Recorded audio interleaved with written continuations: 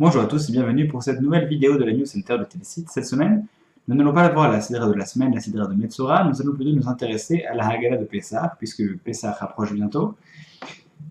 Dans 2 semaines, enfin moins de ça, dans 9 jours, nous allons commencer Pessah et en particulier le soir, nous allons recommencer à lire la Haggadah, cette histoire. Les Haggids, nous allons raconter, nous allons dire la tradition que nous avons eue de nos parents et eux de leurs parents, ou de laquelle nous avons hérité, nous avons choisi d'hériter. Et dans cette tradition, nous allons dire des choses qui vont ressembler a priori en grande partie à ce que nous avons déjà dit la dernière fois, la fois d'avant. Voyons plutôt ce que nous dit le Rambam, donc Maïmonide, sur l'obligation que nous avons d'étudier et de raconter à ses enfants le soir. Premier point. C'est une obligation de la Torah que de raconter les miracles et les prodiges qui ont été faits à nos ancêtres la veille donc du 15 Nissan. Ça, à la rigueur, tout le monde s'y investit correctement. C'est une mitzvah de dire et de le raconter, de le faire savoir, de le faire comprendre à ses enfants, même s'ils n'ont pas posé la question. Comme il est dit, Vehigata levinecha, tu le diras à tes fils. On n'a pas dit quand il te pose la question, tu le diras, c'est tu le diras à tes enfants. C'est une obligation donc d'être actif dans cette démarche. C'est-à-dire qu'on a l'obligation d'adapter notre discours en fonction de l'état de conscience de l'enfant et du niveau de connaissance de l'enfant. Quand on dit enfant, en réalité, c'est de la personne. Autour de la table, nous avons différentes personnes et en fonction des connaissances, en fonction de l'esprit critique des personnes qui sont autour de la table, on va adapter ce seder. Le problème, c'est que il serait temps de faire évoluer notre seder. C'est-à-dire que si on a l'habitude de lire la Haggadah de Pessah, quel intérêt en tirons-nous? Un moment convivial, pourquoi pas, c'est sympathique, mais à la rigueur, pas besoin de lire un passage incompréhensible en hébreu. Est-ce que nous traduisons suffisamment? Est-ce que nous traduisons trop?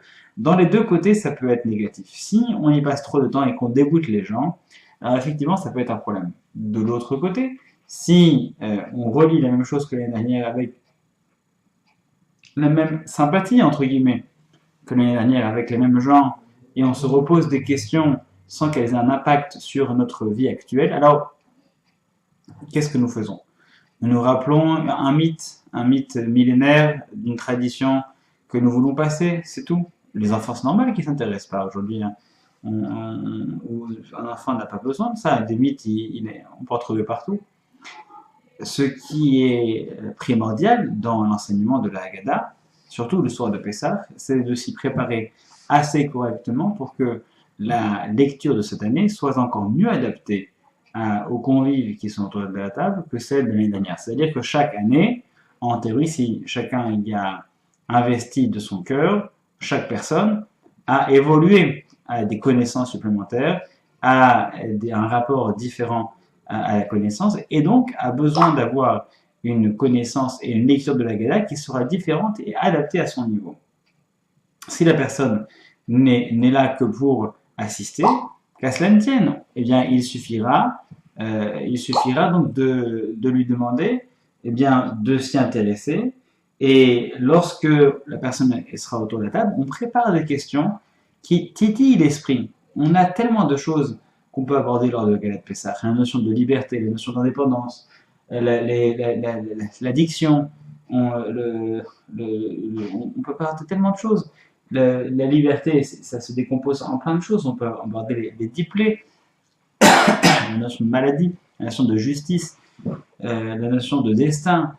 Imaginez tout ce qu'on peut voir dans une seule même soirée. Donc, il est impossible que des personnes soient complètement imperméables et inintéressées. Si les personnes ne sont pas intéressées, c'est qu'on n'a pas réussi à éveiller leur curiosité. Donc, il nous reste une dizaine de jours avant de commencer la Haggadah. Et pour paraphraser le Rambam, c'est une mitzvah, une obligation, que de raconter l'histoire, que de raconter cette histoire, notre histoire, aux personnes qui sont autour de la table en l'adaptant à leur niveau. C'est-à-dire que si une personne n'a aucune connaissance, alors on essaye de communiquer, on communique avec lui en abordant des thèmes qui lui correspondent. On n'a pas besoin de tout dire en hébreu à une vitesse incroyable et que tout le monde est largué au bout de la première phrase. On n'est pas non plus obligé de tout dire en français. On peut essayer on peut essayer de faire un petit effort.